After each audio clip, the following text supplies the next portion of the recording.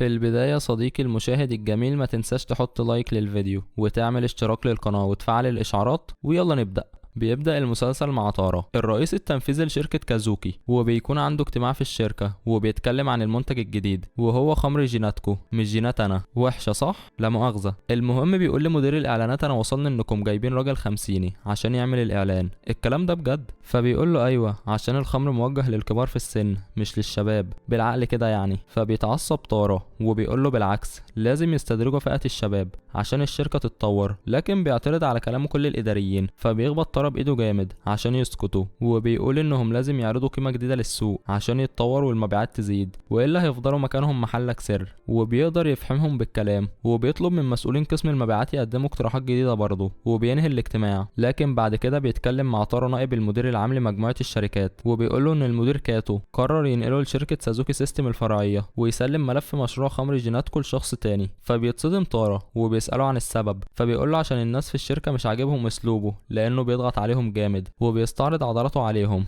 بالبلدي كده يعني. فبيتضايق طارة وبيمشي يكلم نفسه، بس فجأة بيقابل زميله ريو وبيسأله عن سبب استدعاء النائب ليه. فبيقول له طارة عشان هيتنقل لشركة كازوكي سيستم. فبيفرح ريو انه مش هو اللي هيروح، عشان سمع كلام ان المدير كاتو لما بيبعت حد للشركة دي معناها انه بيتخلص منه عشان الشركة دي هتقفل في خلال سنة. فبيتصدم طارة وبيقرر يقدم استقالته بكرامته قبل ما يسرحوه هما. وطول الطريق بيفكر هيقول ايه لمراته سومي، بس مش محتاج يقول حاجة لان المنحوس لما بيروح البيت بيلاقي مراته مش موجودة، واخدت القط بتاعها وشوية اجهزة كهربائية كده، وسايبه له رسالة بتقول له فيها انها مش هتقدر تستحمل تكمل العيشة دي معاه، وبتسيب له عقد الطلاق والدبلة. فبينهار طارة وبيقول يعني خسرت شغلي ومراتي في يوم واحد؟ لا ده انا اروح اموت نفسي احسن لي. لكن بعدها بيحاول يكمل حياته وبيقدم في شركة جديدة، بس بيرفضوه لانه مش بيرد باجابة مقنعة على سؤال ليه استقال من الشركة اللي كان شغال فيها. وبيروح يشرب وبيتنايل علشان ينسى. فبتقول له ناوي اللي شغالة في المكان وتبقى صاحبته انها ممكن تجيب له شغل عبارة عن عقد عشيقة. فبيستغرب وبيقول لها يعني ايه؟ فبتقول له ان واحدة بتيجي تكلمها وتطلب حبيب يقوم بكل مهام الحبيب المعتادة، يعني يحبها بالعافية في مقابل انها تصرف عليه من حيث كل حاجة، يعني بالبلدي كده هتبقى الشوجر مامي بتاعته. فبيقول لها طارق ايه العلاقة القذرة دي؟ وبيقول لها ما تقترحيش عليا شغل تاني يا حاجة. وبيكون طارق قاعد يتفرج على التلفزيون، وفجأة بيشوف لقاء مع عمو شيما لايف، وبيعرف انها بقت صاحبة واحدة من اكبر الشركات في العالم وبتدخل ربح 25 مليار ين سنويا. فبيفتكر زمان امه بعد ما مات ابوه وانها ما يقستش وراحت تشتغل في سوبر ماركت وعملت دعاية لنوع صلصة عن طريق انها عملت بيها اكلة اسمها غيوزة، وكانت طاقة القدر اتفتحت لها وقتها لان الناس عجبهم طبخها وراحوا لها عشان يطلبوا الغيوزة دي. فقررت تبيعها، وبالفعل نالت اعجاب كل الناس وبدأت تتوسع لحد ما وصلت للي هي فيه دلوقتي. وبعد اللايف ما بيخلص بتتصل بامه لكنه مش بيرد بحجة انه مش عايز يكون عقبة في طريق نجاحها. وبيكون طارة ماشي في الطريق فبتجيله رسالة من ناو وبتقوله انها لقيت له شغلانة تانية كل اللي مطلوب منه فيها شوية مهام منزلية زي الطبخ والتنظيف وكده يعني. فدماغه بتروح لبعيد وبيفكر ان دي خدعة وهتشغله حبيب لواحدة زي ما قالت له. لكن فجأة بتيجي بنت راكبة عجلة وبتخبط فيه فبيقع على الارض وبيفقد الوعي، ولما بيفوق بيلاقيها قدامه فبيتصدم وبيسألها هو فين. فبتقوله انه في بيتها، فبيستأذن منها عشان يروح مقابلة الشغل. فبتقوله ده العنوان اصلا. فبيتصدم اكتر وبيقول لها انا مطلوب مني الطبخ والتنظيف صح؟ فبتقول له ايوه. فبيقول له بالنسبه للمهام الليليه؟ فبتقول له ايوه برضه، وبتبص له بنظره مريبه كده. فبيتصدم طاره وبيقول لها انها لسه شابه صغيره وهيبقى وحش في حقها تبقى شوجر مامي، لكنها بتصمم على رايها. فبيقول لها على الدغري كده وعلى بلاطه انا مش عايز انام معاكي وانت فاهمه بقى. فبترزعه قلم ملونه على وشه عشان يعرف ان الله حق، بس بيفهم بعد كده من ناو انها كانت بتهزر معاه في حوار عقد العشيقه، والشغل ده مجرد مهام بسيطه يعني هيكون حارس ومدبر منزل مش اكتر. وبتيجي فجأة من ورا طارة بنت مريبة كده فبتعرفه ناو عليها وبتقوله ان اسمها سوزو. وبعدها بتمشي ناو عشان تروح شغلها، وبتيجي البنت اللي خبطت طارة واللي بيكون اسمها سوكا عشان تاخده في جولة تفرجه على البيت. فبيقول في نفسه وهو محرج اكيد كانت تقصد العشاء بالمهام الليلية. وبتعرفه سوكا ان البيت مشترك فيه 3 اشخاص بس هو هيخدمهم هي وسوزو وناو. وبتفتح سوكا التلاجة فبيشوف فيها خمر جيناتكو وبيعرف منها انها بقت منتشرة دلوقتي، فبيتضايق جدا وبتاخده للحمام بعد كده عشان ينضفه. عيني عليك يا ابني، من مدير شركة الواحد بينضف حمامات؟ مش بقول لكم الدنيا الدنيا دي زي الخيارة، وكمان بتديله ورقة فيها كل الحاجات المطلوبة من السوبر ماركت. فبيروح يجيبها وبيقول لنفسه انا بكره الولية دي. وبيجي اتصال لسوكا من واحد اسمه كاتوري، وبنعرف انه كان مسافر بقاله سنتين وراجع طوكيو كمان اسبوع عشان يقابلها، وبيلمح لها بحبه، بس هي زي الجحشة اللي هي الحمار الصغيرة يعني، عشان لو مش عارف يعني ايه جحشة صديقي الجميل. المهم هي مش بتفهم، فبيسألها انت اتخطيت اللي حصل لك من سنتين؟ وبتكون سوكا بتفتكر اللي حصل، وهو انها كانت مقدمة في عرض شركة كازوكي، لكن ترى هزقها وقال لها انها فاشلة ورفضها. وبتقول سوكا لنفسها جه الوقت اللي هرد لك فيه الاهانة دي يا ترى يا ابن اللذينة. وبيحكي لنا ترى يومه في الشغلانة دي بيمشي ازاي. بيصحى الساعة 6:30 الصبح وبيقوم يحضر الفطار للسكان، وبعدها بيغسل وبينظف البيت، وبعدها بيروح السوبر ماركت عشان يشتري البقالة والمستلزمات بتاعة البيت، والساعة 5 بالليل بيحضر العشاء، واخيرا بينام. وبتتكرر الاحداث دي كل يوم في روتين ممل جدا. لكن في يوم بتمسكه سوكا وبتهزقه وبتقول له الرز معجن والشوربه مالحه والاكل شبه وشك، ما تعمل حاجه عادله بقى كتكنيله. وبتطلب منه يعمل لهم في العشاء كاري عشان دي اكله سهله تتعمل المفروض يعني. وفي يوم من الايام بيدخل ترى الحمام، بيلاقي سوكا بتغير هدومها، فبيصوت من الاحراج. هو المفروض العكس، بس الكاتب شارب حته ب 200 تقريبا، وبيقول لها انه ما كانش قاصد. فبتقول له ما تشغلش بالك عشان انا مش شايفاك اصلا. يا ساتر على القصفه. فبيتعصب ترى منها وبيروح يتكلم مع نوع عنها، فبتقول له يفكوا منها عشان دي واحده دماغها تعبانه. وبتساله هو معجب بيها ولا ايه، فبيقول لها لا طبعا، عجب بواحده عشوائيه ومش مهتمه بنفسها كده ازاي. وبعد كده بتروح سوكا الشغل، وبتكون حاجه تانية خالص عن البيت، لبسها شيك وشكلها مهندم، وكل زمايلها الموظفين اللي في الشركه بيحبوها. وبنعرف انها كانت مبرمجه وبتقبض 100,000 دولار في الشهر، بس اترقت من سنتين لمنصب عالي في الشركه، وده لانها قررت تسخر حياتها للشغل بعد اهانه ترى ليها. وبتكون واقفه بتتكلم مع صاحبتها توما اللي بتقول لها تيجي معاها موعد جماعي عشان تلقط لها عريس ولا حاجه، لكن سوكا بترفض. وبتقول لها انها هتحضر مسابقه الادمر المنظم، ودي مسابقه شركه سوكا داخلها ضد شركه كازوكي. فبتقول لها توما ليه يا بنتي مش كفايه شغل، ادي وقت للحب واللفلفه. فبتقول لها سوكا بلا حب بلا قرف يا شيخه. بس فجاه بتسمع صوت شخص بينادي عليها، وبيطلع كاتوري اللي رجع لطوكيو. فبتفرح جدا، وبتلاحظ توما انها مركزه مع كاتوري، فبتعمل بمبدا يا بخت من وفق راسين في الحلال، وبتقترح انهم يعملوا له حفله ترحيب. فبيوافق كاتوري، وطبعا توما مش هتحضر عشان تسيب سوكا وكاتوري مع بعض. وبالفعل بالليل بيتعشوا في مطعم وبيقعدوا يدردشوا سوا، وبعدها بيتمشى كاتوري مع سوكا عشان يوصلها البيت. وفي السكه بيقف وبيعترف لها بحبه، فبتتفاجئ وما بتعرفش تقول له ايه. وبيكون ترى قاعد قلقان عشان سوكا اتاخرت. فاول ما بترجع بيزعق لها وبيسالها اتاخرت ليه. فبتقول له انت مال اهلك يالا. فبيقول لها عشان كنت قلقان عليكي. فبتقول له قلقان بس يعني ومش عايز تقرب مني. فبيتحرج وبيقول لها دي نقره ودي نقره تانية. فبتقول له امك اسمها لميا. والصبح بتقول له انها عايزه تاكل من الكاري اللي هو عمله امبارح، فبيسخنه وبيقدمه لها، فبتاكل منه وبتقول له مش وحش. فبيفرح جدا وبيسالها عايزه تاكل ايه على العشاء النهارده. فبتقول له اودين.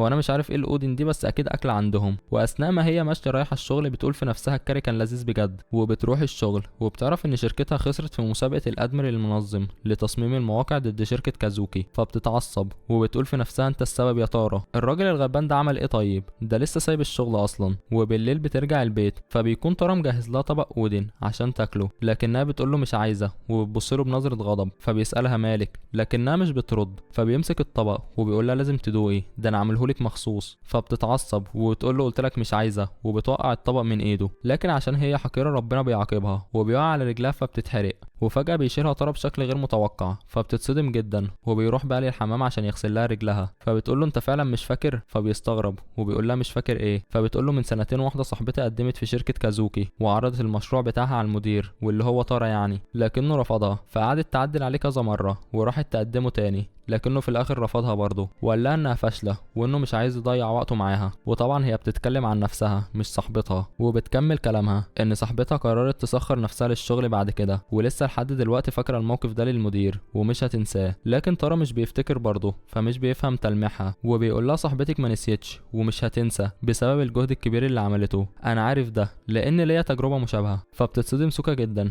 لكن بتقول في نفسها برضه هفضل بكرهك وعايزه ارنك علقه. وبتزقه على الارض وبتقعد عليه. فبيقول لها ترى انا عملت ايه في دنيتي عشان حياتي تبقى بالشكل ده. وبتقرب منه جامد، فبيقول لها انت عايزه مني ايه. وبتكون عايزه تعمل له تنفس صناعي. والله يا عزيزي المشاهد من لحظه كانت بتقول انها بتكرهه بتكرهه ودلوقتي عايزه تنفس صناعي، دماغها تعبانه فعلا على راي ناو. لكن بترجع سوزو البيت وبتقول انا جيت، فبتتحرك سوكا وبتقوم بسرعه وبتعتذر لتارا وبتمشي. وتاني يوم بتحكي لتوما على اللي حصل، فبتقول لها تكونش هرموناتك طفحت يا بت وحبيت الراجل؟ فبتتحرج وبتقول لها لا لا، حب ايه ده مش ماي طيب اصلا، وبعدين ده مدير الشركه اللي هزقني يعني اكيد بكرهه. فبتقول لها توما ما انت لو كنت وافقت على كاتوري كان زمانكم مقضينا حب ولفلفه، يعني ده معناه انها رفضته. لما كاتوري اعترف لها بحبه وبيجي لها استدعاء من المدير، فبتروح لمكتبه وبتشوف هناك كاتوري وبيقول لها المدير ان في مسابقه جديده وبيكلفها هي وكاتوري بيها، وبتطلع لشركه كازوكي. فبتتصدم سوكا بس بتقول في نفسها انها هتعمل كل اللي تقدر عليه عشان تفوز، ودي فرصتها بما ان تارا اللي رفضها قبل كده مش موجود دلوقتي. وبيتصل ريو بتارا يساله عن احواله وبيقول له عندي شغلانه حلوه ليك يا واد يا تارا. فبيروح يقابله عشان يعرف التفاصيل. وبتطلع شركه للخمر اسمها بيغاسوس طالبين شخص يبقى مدير، لكن بيرفض تارا بحجه ان دي الشركه المنافسه لشركه كازوكي وهو عنده ولاء. فبيقول له ريو ولاء مين يا روح خالتك، يعني عايز تسيب الشغلانه دي وتقعد عواطلي كده؟ فبيقول له تارا انا بشحن بطاريه جسمي وعلي دلوقتي يا جاهل. فبيقول له ريو مفيش فايده. وبيروح تارا يشتري طلبات البيت كالعاده وكانه عاجبه شغلانه مدبر المنزل.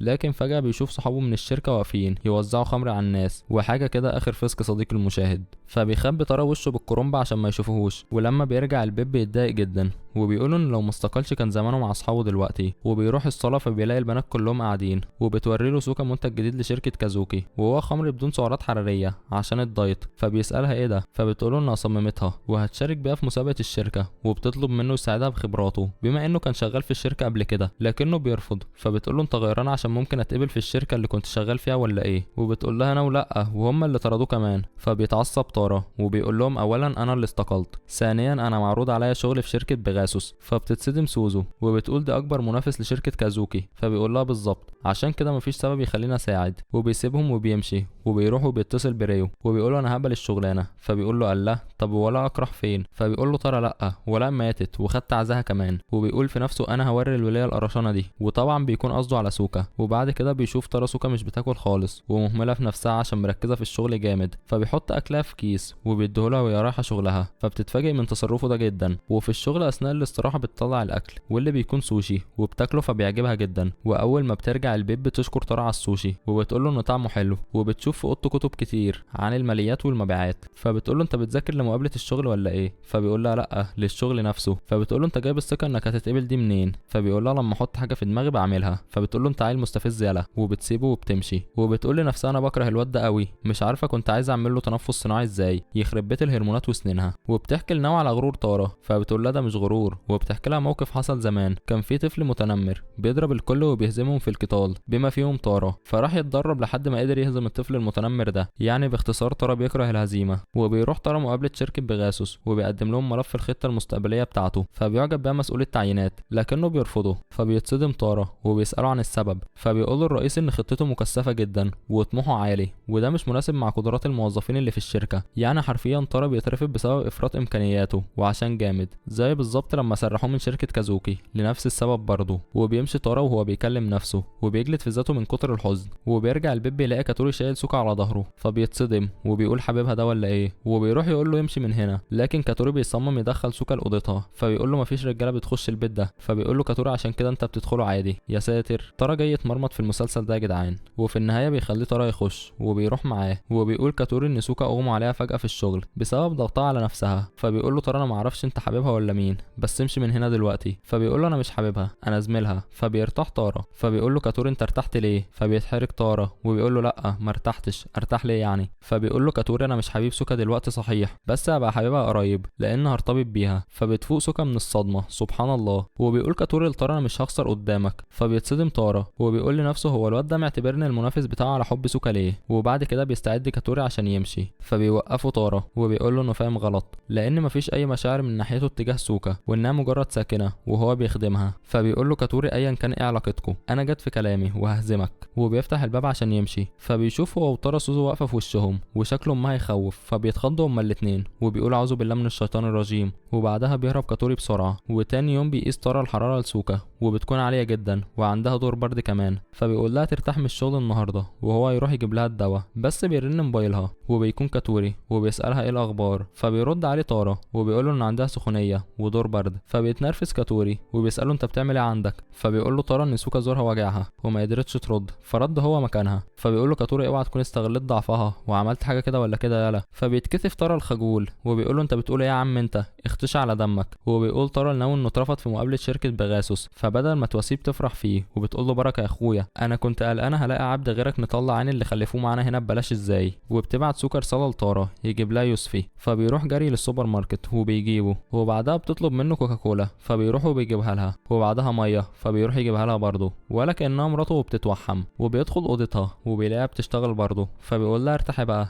انت ايه مكنه، ده انت لو بتنتقمي من حد مش هتعملي كده. فبتقول له ما انا بنتقم فعلا. فبيقول لها افتكرت. فبتعتقد انه اخيرا عرف هي مين، لكنه بيطلع على الله خالص وبيقول لها انت بتنتقمي لصاحبتك صح. فبتقول له صاحبتي صاحبتي وماله، غربه يالا من هنا مش ناقصه صداع على الصبح. وبيرن الجرس بتاع البيت، فبيروح طارا يفتح وبيلاقيه كاتوري، وبيقعد كاتوري مع سوكا، وبيكون طارا واقف وبيعمل نفسه بينظف عشان يتنصت عليهم. وبيجيب كاتوري لسوكا اكله صينيه اسمها كونغي، ودي الاكله المفضله عندها، فبتفرح جدا. لكن فجاه لما بتقف بيختل توازنها وبتقع، فبيجري عليها طارا بسرعه عشان يلحقها، لكن بيمسكها كاتوري قبله وبيقول له في حاجه، لا يكون في حاجه. فبيعمل طارا نفسه بيمسح الارض وبيقول له لا يا حبيب اخوك مفيش حاجه. وبيروح كاتوري وسوكا الاوضه، فبيكون طارا متضايق وبياكل في نفسه عشان عايز يعرف هما بيتكلموا في ايه. وبتكون سوكا قاعده بتشتغل برضه، فبيسالها كاتوري عن السبب اللي مخليها بتعمل في نفسها كده، فبتقوله انها عايزه تعوض فشلها السابق من سنتين. فبيقول لها كاتوري لو المدير اللي رفضك لسه موجود كان هيبقى احسن. فبتساله اشمعنى، فبيقول لها عشان كان هيشوف انك انسانه ناجحه ومتطوره في شغلك. فبتقتنع بوجهه نظره، وبيحس طارا ان كاتوري اتاخر جوه ودماغه بتتخيل سيناريوهات غريبه. فبياخد صينيه الشاي وبيروح للاوضه بحجه انه جاي يقدم الشاي، لكن اول ما بيدخل بيشوف كاتوري موطي على سوكا وهي نايمه، فبيعمل صب الصينيه وبيشوفه كاتوري، فبيطلع يجري وبيقول الحقير انا اللي بستغل مرضها برضه. لكن فجاه بيلف وبيلاقيه في وشه، فبيتخض وبيقول له سلام قول من رب الرحيم،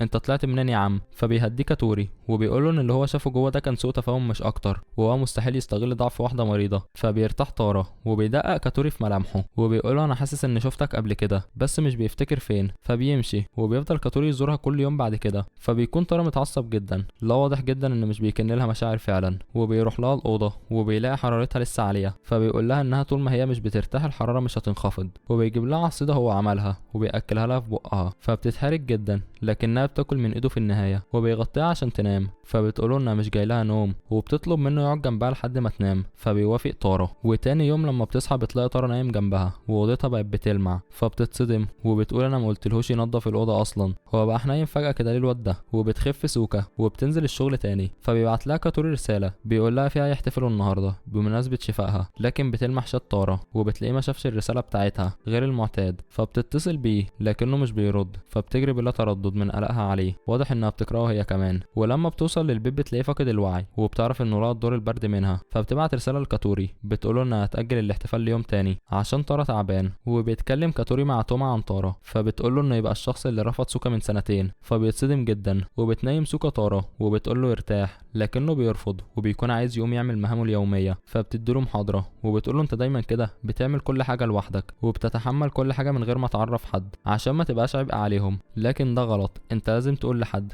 وتخليه يشيل معاك الحمل. فبيتأثر جدا من كلامها وبيبكي الحساس. وعلى الجانب الآخر بيبحث كاتوري عن طارا على النت، وبيعرف فعلا ان هو اللي كان ماسك منصب المدير في شركة كازوكي من سنتين ورفض سوكا، فبيكون مصدوم جدا ومش مصدق عينيه. وبيشتغل طارا جرسون مساعد مع ناو في الحانة كام يوم كده عقبال ما يخف ويرجع يمارس شغلته كمدبر منزل. وبيكون ريو قاعد يتكلم مع ناو وبيقول لها انه معجب بالمدربة بتاعته في الجيم، وبيقول انها لما بتلمسه قلبه بيدق بسرعة جدا. فبيفتكر طارا ان سوكا لما لمسته حس بكده فعلا. وبيقول ريو كمان ان المدربة لما بتقف وبتتكلم مع حد تاني بيحس بالغيرة وبيتضايق. فبيفتكر طارا برضه ان حس بالاحساس ده لما سوكا بتبقى مع كاتوري. وبتقول ناو لريو ده الحب يا بيه. فبيتصدم طارا وبيقول في نفسه انا وقعت في حب البنت المعفنة اللي اسمها سوكا دي ولا ايه، لا مستحيل. وفجأة بيجي كاتوري للحانة وبيتكلم مع ناو انه نازل في فندق من الفنادق لانه لسه ملقاش مكان كويس يعيش فيه بعد ما رجع طوكيو. فبتقوله انا عندي ليك مكان هايل. فبيقول طارا لنفسه لا ما تقوليش، مفيش، وللاسف اللي بيخاف من العفريت بيطلع له. وبعد يومين بيلاقي تارا كاتوري بيخبط على الباب وبيقول له من النهارده انا هسكن هنا. فبيقول تارا ايه العبث ده، وبيجيب كاتوري هدايا لكل السكان حتى تارا. فبيعجبوا بيه جدا وبيروح عشان ينزل حاجاته من عربيه النقل، وبتروح سوكا معاه عشان تساعده. وبيقول تارا لناو انت مش قلت مفيش رجاله هتخش البيت ده؟ فبتقول له حصل، بس عشان الولا موز غيرت رايي بره عنك انت. وبتقول السايكو سوزو انها متقبله وجوده عشان عايزه تدرس مشاعر سوكا ناحيه كاتوري وتشوف هي متبادله ولا لا. وبيحضر كاتوري الاكل بنفسه في اول يوم، ولما بيدوقوا الاكل بيعجبهم جدا وبيقولوا ده احنا ما كناش عايشين يا جدع بسبب احدهم كده. فبيتضايق تارا وبيقوم يغسل المواعين. وبتيجي سوكا فبيقول لها مبسوطه انت يا اختي ها؟ فبتقول له مبسوطه جدا كمان، واحد طبخه حلو وزميلي في الشغل يعني لو طلبت منه حاجه هيساعدني. وفجاه بتقف وبتبص له بتركيز. فبيقول لها ترى يا ترى عايزه ايه المره دي، وبتقرب منه جامد. فبيغمض عينه وبيجهز نفسه لاول تنفس صناعي، لكن بتفصله سوكا وبتطلع كانت بتشيل حته بصل اخضر في شعره. فبيزقها من قدامه وبيقول لها غور يا بت من هنا. وبيروح بعدها يلعب بيسبول عشان يفرغ طاقته. وبيقعد يفكر هل سوكا بتكن له مشاعر ولا لا، وايه طبيعه المشاعر اللي بيحس بيها ناحيتها دي. فبيقرر يروح يسالها بنفسه ويقطع الشك باليقين. لكن اول ما بيقرب من اوضتها بيسمع كاتوري موجود معاها وبيتكلموا سوا. فبيمشي وهو متضايق. وتاني يوم بتستعد سوكا عشان تمشي. فبيقول لها ترى ان عايز يقول لها حاجه لما ترجع، لكن بيقطع كلامهم كاتوري وبيقول ان هيعمل العشاء هو النهارده، بس بيرفض ترى ده. وبتيجي سوزو وبتقول انها مش هتتعشى النهارده. فبيقول كاتوري وناو عندها شغل فكده مفيش غير انا وسوكا، وبيعرض عليها يتعشوا في مطعم بره سوا. فبتوافق. فبيتضايق ترى جدا. وفي الشغل بتحكي سوكا لتوما ان كاتوري جه يعيش معاها. فبتسالها ايه الدنيا بينهم. فبتقول لها سوكا ان كاتوري شخص كويس لكنه مش الطيب بتاعها في الرجاله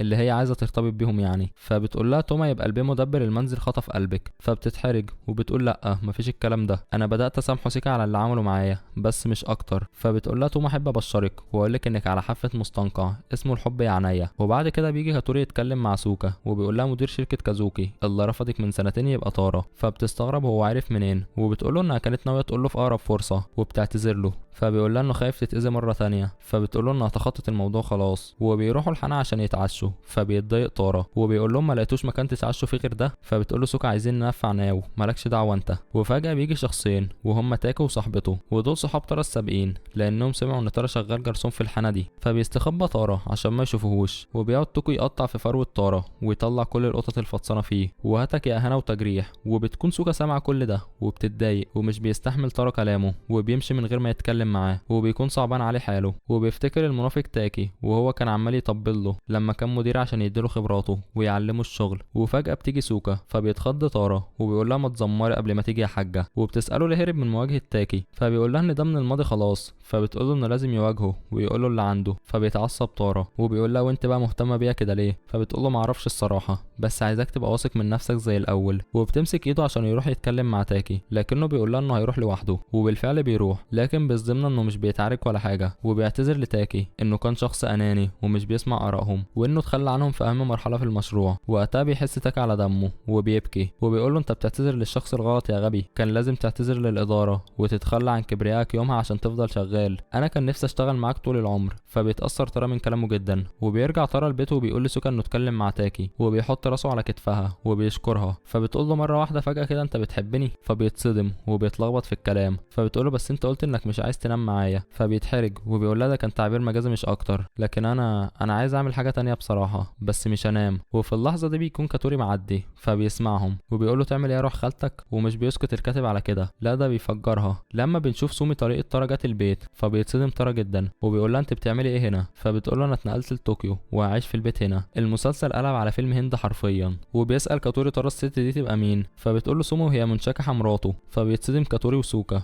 وسوزو لكن بيعدل تارا على كلامها وبيقول لهم السابقه مرات السابقه. وبيسالها ازاي جت هنا. فبتقول له انها شافت الاعلان على النت. وبتيجي ناو وبتقول لتارا ان فعلا عمتها اتفقت مع سومي من وراها. فبيسالها اشمعنى هنا بالذات. فبتقول سومي انها اتصلت بالاسم بتاعه عشان تعرف اخباره. وهناك رد عليها ريو وقال لها انه شغال مدبر منزل هنا. فبيقول تارا لنفسه بعتني يا ريو يا واطي. فبتقول له سومي انا جاي اصلح علاقتنا ونرجع لبعض. فبيتصدم وبيقول لها نصلح ايه ده انت اللي سبت لي ورقه الطلاق. فبتقول له انها كانت مشغوله وعليها ضغوط في الشغل. وبنعرف انها مديره صندوق الماليه في احد البنوك الاستثماريه. فبيقول لها دي انانيه منك وكمان الرساله اللي سبتها دي ما كانتش ليها لازمه. فبتحس سوزو بالفضول وبتساله رساله ايه. فبتقول لها انا وسومي قالت له ان الحاجه الوحيده العادله اللي كانت بتحبها في الجواز حاجه كده مش لازم اقولها. الله على اخلاقك يا فخر العرب. وبيقول كاتوري ايوه بالمناسبه دي بقى انا سمعتك بتقول انك عايز تعمل حاجه كده مع سوكا. كنت بتقول ايه بقى؟ فبيتحرك طارة بس بيقول ان كان يقصد يعمل اي حاجة مع اي حد، وهنا ادرك انه جاب العيد. وبتقول له ناوي يا ريتك ما اتكلمت يا ابني. وبتسأل سوكا مهتمة تنام معاه، فبتقول لها ابدا انا مش بطيء اصلا. فبيغير طارة الموضوع وبيسأل تومي انت ناوية تعملي ايه؟ فبتقول له بكل عفوية نتجوز تاني، انا عارفة انك رافض عشان كبريائك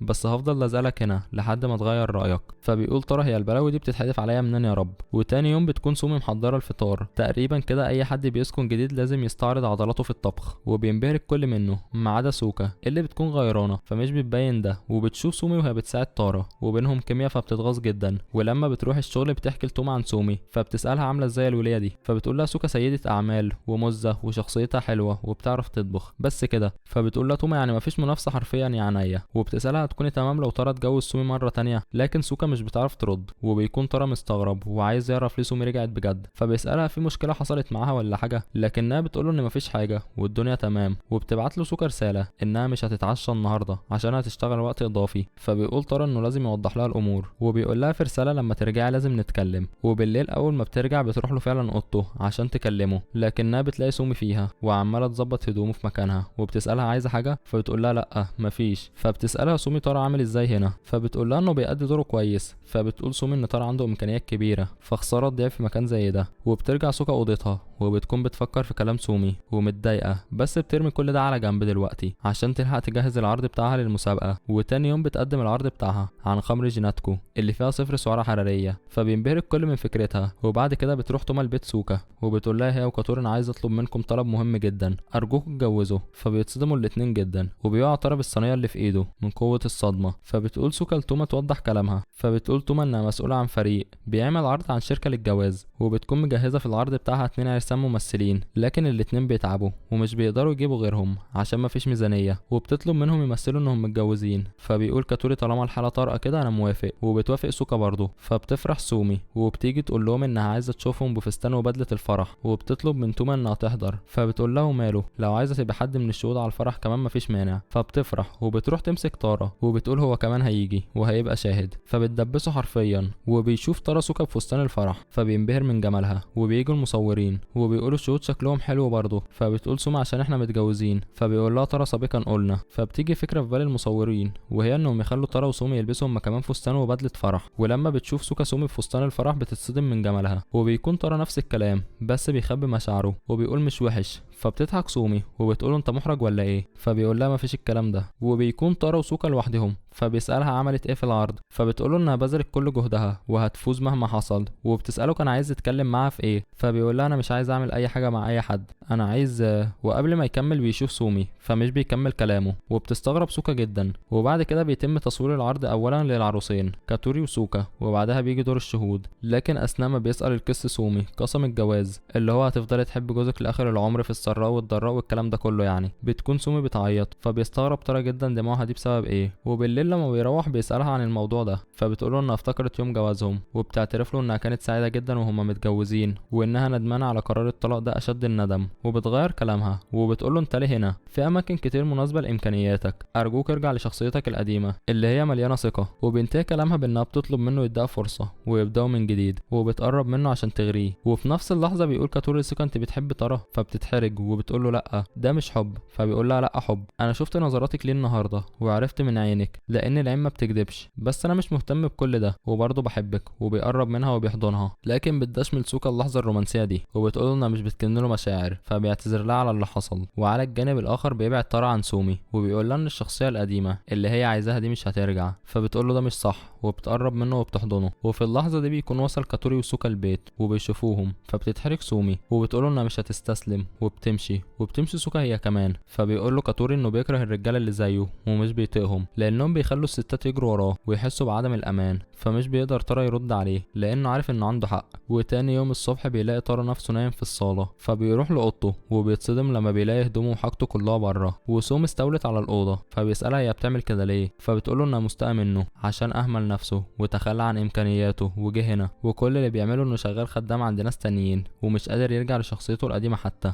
وبتقول له رجع لي ال3 سنين اللي ضاعوا من عمري معاك بقى. فبيعتذر لها وبيطلب منها تفتح الباب، لكنها مش بتوافق فبيسيبها وبيمشي. وبيكون كاتوري وسوكا في الشركه بيستعدوا عشان عندهم عرض قدام موظفين شركه كازوكي الساعه 1 الظهر، لكن فجاه بيجي لهم اتصال من المكتب وبيعرفوا من خلاله ان الميعاد اتغير وبقى 11 ودلوقتي الساعه 11:10 اصلا. فبيعتذر الموظف المسؤول عن استلام الايميلات لانه ما شافش رساله الميعاد الجديد. فبيقول كاتوري انه هيروح يتكلم مع المدير كاتو بنفسه، وبتروح معاه سوكا وبيلحقوا المدير قبل ما يمشي وبيحكوا له عن موقفهم وبيطلبوا تاجيل ميعاد العرض، لكنه بيرفض للاسف. فبيروح كاتوري لطارا وبيساله عن عنوان المدير كاتو وبيشرح له اللي حصل وانه عايز يقدم عرض شخصي قدامه يمكن يغير رايه. فبيقول له طارا انسى، طالما الراجل ده حطك في دماغه يبقى باي باي انت. وبيفتكر اللي عمله معاه زمان. فبيقول له كاتوري انه برضه مصمم يحاول عشان خاطر سوكا. وبعدها بيتصل طارا بريو يساله عن عنوان المدير كاتو، لكن بيعرف معلومه لم تكن في الحسبان. بيقول له ريو ان سومو خسرت استثماراتها وسرحوها من الشغل هي كمان. فبيتصدم طارا جدا وبيقول عشان كده هي رجعت لي. وبيروح يتكلم مع سوكا عن اللي طلبه منه كاتوري وبيقول لها انه راجل كويس. فبتقول له حصل مش زيك. وبتساله بعدها هيعمل ايه مع سومي. فبيقول انها دلوقتي حاسه باليأس وفقدان الثقه ومش شايفه اي حاجه حلوه في المستقبل، عشان كده هيبذل كل جهده عشان يخرجها من اللي هي فيه ده. وبيروح كاتوري يترجى المدير كاتو عشان يديله فرصه تانية. فبيتعصب وبيطرده وبيقول له انا هحط الشركه بتاعتك في دماغي هي كمان. وبيجيب طارا اكل لسومي لكنها مش بتفتح له برضه. فبيقول لها انه كان مهمل جدا في حقها لما كان مدير شركه كازوكي وده اكيد خلاها تحس بالوحده. وبيعترف ان كل اللي حصل بينهم ده غلطته هو ولازم يتحمل مسؤوليتها. وبيقول لها كمان انه مش قادر يرجع لشخصيته القديمه عشان كانت وحشه. فبتفك سومي اخيرا وبتقول له انا عايز اكل حاجه حلوه. فبيقول لها طارا علم وينفذ. وفجاه بيتصل بيه كاتوري وبيقول له انه عايز يعرف المدير كاتوري ممكن يروح فين غير بيته وبيقفل السكه. فبتساله سوكا هو كمان عايز ايه. فبيقول لها انه عايز يروح ورا المدير كاتو مره تانية عشان يحاول يقنعه. فبتقول له انها هتروح تبحث معاه. فبيقول لها ان ده بلا فايده لان طالما المدير كاتو خد قرار مش هيرجع فيه، لكنها بتقول له انها مش هتستسلم. فبيتصدم طارا وبيقول لها ان هو اللي هيروح له وبيطلب منها تنفذ له طلب مقابل ده. وبعد كده بيقول طارا انه صحيح مش قادر يرجع لشخصيته القديمه لكنه عايز يبقى شخص تعترف بيه سوكا. وبيقابل كاتوري وبيروحوا يدوروا على المدير كاتو سوا. وبتروح سوكا تجيب حلوى اسمها دانغو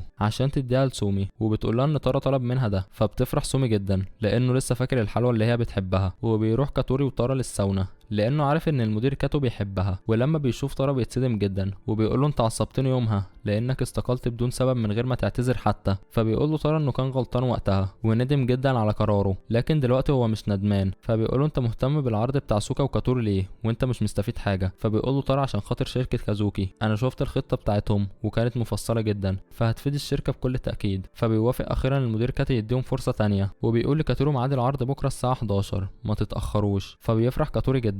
ولما بيرجع طارا بيلاقي سومو محضره شنطتها وهتمشي. فبيسالها هتروح فين. فبتقول له انه جاي لها شغل في سنغافوره. فبيفرح وبيبارك لها. فبتبتسم وبتقول له انت اتغيرت للاحسن. وبيرجع البيت وبيكون عايز يستحمى. فبتقول له سوكا انا هحميك. فبيقول لها وات انت محششه ولا ايه. لكنها برضه بتروح معاه الحمام وبتغسل له شعره وبتشكره على اللي عمله مع المدير كاتو. فبيقول لها ولا حاجه انت كمان انقذتيني وخليتيني اتغير للاحسن. فبتتصدم من كلامه وبتقول له وانت كمان. وهوب بتوطي عليه فجاه وبتقرب منه لكن بيوقفها طارا وبيقول لها انت بتحبيني. فبتقول له ما اعرفش. فبيتعصب وبيقول لها امال قربت مني ليه. فبتقول له كنت عندي رغبه ان اقرب منك فعملت كده. فبيسالها انت عندك رغبه في الارتباط بيا. فبتقول له لا مش للدرجه دي يعني كانت حاجه كده ملهاش لازمه يا عم هو اي اتنين بيقربوا من بعض لازم يرتبطوا. فبيتعصب وبيقول لها وانا لعبه في ايدك وبعدين ده معناه انك ممكن تقربي من اي حد تاني انت مش بتحبيه. وبيحرجها وبيمشي. وتاني يوم بتروح سوكا تقدم العرض بتاعها هي وكاتوري وبيحظوا على اعجاب كبير من الموظفين. وبيجي لهم المدير كاتو شخصيا وبيقول لهم ان تم قبولهم وبيتطلع للشغل معاهم. وبيقول كمان ان السبب اللي خلاه يوافق هو ان تخلى طارا عن كبريائه وراح له عشان يقبل العرض. وبيطلب منهم يوصلوا تحياته لطارا. وفي السكه بيقول كاتوري لسوكا انت غيرت شخصيه طارا للاحسن اعتقد ان ماليش فرصه قدامه. فبتعتذر لكاتوري وبتقوله انها بتعزه بس مش عندها اي مشاعر خالص ناحيته لكنه مش بيزعل وبيشكرها على صراحتها. وبيعزم كاتوري طارا على عشاء في الحانه وبيقول له انهم اتقابلوا في شركه كازوكي. فبيفرح لهم طارا جدا. فبيشكروا كاتوري على اللي عمله عشانهم وعشان يقدموا العرض. وبيقول له ان دلوقتي سوكا اكيد اتخطت اللي حصل لها من سنتين. فبيقول له طارا ايه. لكن بعدها بيقول له كاتوري ان عايز يشتغل تحت رعايته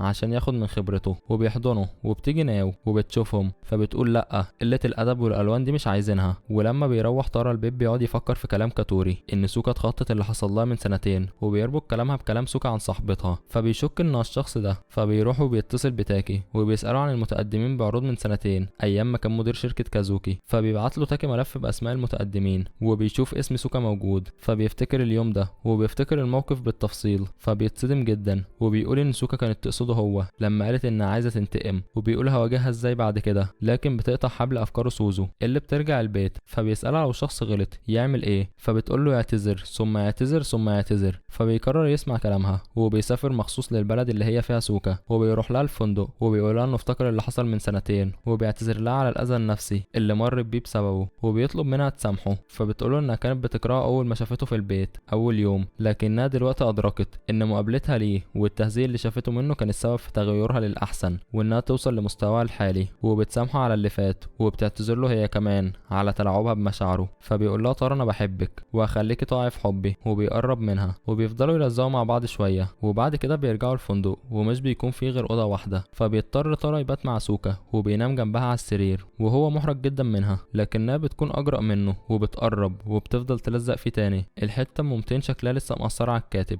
وبتكون عايزه تتمادى اكتر كمان لكنه بيوقفها عند حدها وبيقول لها انه مش حابب كده دلوقتي. فبتقول له خالصه، والصبح بيسيبها هو وبيمشي عشان يرجع البيت ويشوف شغله. بس اول ما بيرجع بتقفشه ناو وبتقول له كنت فين وسايب الشغل يالا. فبيعتذر لها وبيقول لها انه هيروح يحضر الفطار بسرعه. فبتقول له مفيش داعي خلاص في حد حضره. فبيسالها مين وبيتصدم لما بيطلع ريو، فبيروح يساله هو بيعمل ايه هنا. فبيقول ريو ان شقته فيها اعمال صيانه فهيقضي اليوم هنا، وطبعا لانه زبون دايم عند ناو فهي اللي عزمت عليه وهو وافق طبعا. ولما بترجع سوكا البيت بيدعوها ترى تخرج معاه في موعد، فبتوافق وبيلبس هو الحته اللي على الحبل بقى وبيروحوا مطعم صيني عشان ياكلوا. لكن بتحصل مفاجاه غير متوقعه، بيشوف ترامو موجوده في المكان، فبيقول لسوكا انهم لازم يمشوا دلوقتي حالا، لكن للاسف مش بيلحق. وبتشوف امه وبتقول له مر زمن طويل قوي يا ابني. فبتتصدم سوكا جدا وبيحكي ترى لامه اللي حصل وانه اتطلق واستقال من شغله. فبتتصدم وبتقول له انت شغال فين دلوقتي؟ فبيقول لها مدبر منزل. فبتتضايق وبتقول له بتقبض كام على كده؟ وعلى فكره صديقي المشاهد الجميل امه تبقى اغنى سيده اعمال في اليابان كلها. فبيقول لها انا مش باخد راتب اصلا. فبتقول له يا نهارك اسود يعني عواطلي. لكن بينقذه مدير اعمال امه اللي بيجي وبيقول لها تتحرك عشان عندهم اجتماع دلوقتي. فبتقول له ترى انها هتبقى تتفاهم معاه بعدين. وتاني يوم بتيجي لترى رساله من مجموعه شركات تارا اللي هي بتاعه امه عشان يروح في مقابله الساعه 4. فبيتصدم جدا بس بيروح وبيقابل امه وبيقول لها عايزه ايه. فبتديله عقد عمل معاهم هنا. فبيقول انه مش عايز يشتغل في حاجه على الجاهز كده. فبتقول له انت بتشتغل في حاجه بتعبك وعرقك؟ فبيقول لها ايوه. فبتقول له الشغلانه اللي مش بتاخد فيها راتب دي صح؟ انت مش مكسوف من نفسك وانت راجل شحط كده وما عندكش مصدر دخل؟ فمش بيعرف يرد عليها. وبتقوله انهم ناويين يتوسعوا في كل انحاء العالم، واول وجهه هي مدينه شنغهاي الصينيه، وبتطلب منه يبقى المسؤول عن شركتهم هناك. فبيتصدم جدا ومش بيكون عارف يرد يقول ايه. وبتكون سوكا متلخبطه ومش عارفه تعترف بمشاعرها لترى ولا لا. فبتطلب النصيحه من كاتوري. فبيقول لها ترى لو اختفى وقال لك انه مش هيشوفك تاني هتحس بايه؟ فبتقول له هزعل جدا وهحس بالوحده. فبيقول لها كده انت بتحبيه، روحي اعترفي له بمشاعرك قبل فوات الاوان. فبتقتنع بكلامه وبتشكره على النصيحه وبتجري باقصى سرعه عشان تروح البيت وتعترف لترى انها بتحبه. ولما بتوصل بتكون هتعترف له لكن بتلمح عقد الشغل. فبتقول له انت رحت تقابل امك؟ فبيقول لها ايوه وعرضت عليا شغل في الخارج في شنغهاي، ايه رايك؟ فبتتصدم جدا وبتقول له رايي في ايه؟ فبيقول لها في الشغل ده لان لو سافرت مش هتشوفيني تاني. فبتفكر للحظات وبتقول له سافر واستغل الفرصه دي، انت قلت انك هتخليني اقع في حبك بس للاسف انا مش بحبك. وبتسيبه وبتمشي. فبياخد ترى الصدمه في قلبه حرفيا ومش بيستوعب اللي حصل. وبتروح سوكا وبتفضل تبكي جامد في اوضتها وبتعاتب نفسها انها ما قدرتش تعترف له بحبها، دي الهرمونات عندها طفحت على الاخر. ولما بترجع ناو بيقول لها ترى قراره انه خلاص هيسيب البيت ده. وتاني يوم بيسال كاتوري سوكا اعترفت بحبها ولا لا. فبتقول له لا ما قدرتش. فبيقول لها انت وربنا حلال فيك تبقي سنجل بائسه حزينه طول عمرك. هو بيكون ترى بيفكر في مكان يروح يسكن فيه لحد ما يقرر هيسافر شنغهاي ولا لا عشان مش عايز يقعد مع سوكا. وبيفكر في ريو بس بيقول لا كله الا ده. فبتجيله رساله من تاكي عشان يقابله. فبيقول هو ده وبيروح له بالفعل وبيقول له انا عايز منك خدمه. فبيقول له تاكي انا اللي عايز منك خدمه الاول. وبيعرفه على شخص اسمه سنامي وبيقول له ان سنامي ده عنده شركه خمر هو كمان ورثها عن ابوه، لكن للاسف المبيعات بتاعتها انخفضت تماما. وبيطلب منه يقول له على حلول عشان يساعده في حل المشكله دي. فبيوافق وبيروح البيت يبحث عن الشركه وبيشوف مشاكلها، لكن للاسف بيكون فلس فكريا ومش بيقدر يطلع بحل. وبعد كده بنشوف السكان الاربعه بيقرروا يعملوا لترى حفله وداع بما انه هيسافر بقى، بس القادرين بيبعتوه هو يروح يجيب طلبات الحفله ومش بيريحوه حتى. فبيروح يجيبها بس اول ما بيرجع البيت مش بيلاقي اي حد موجود. وفجأة وفجأة بيخبط الباب فبيفتح وبيلاقي امه، فبيسألها جاية تعمل ايه هنا، فبتقوله ان وظيفة شنغهاي تم تعجيلها فلازم يقول لها رده بسرعة، وجت شخصيا عشان تسمعه لكنه مش بيرد. بس لما بتشوف الزينة متعلقة ومكتوب فيها رفقاتك السلامة لشنغهاي بتعرف انه وافق، وبتقول اخيرا خدت قرار صح في حياتك.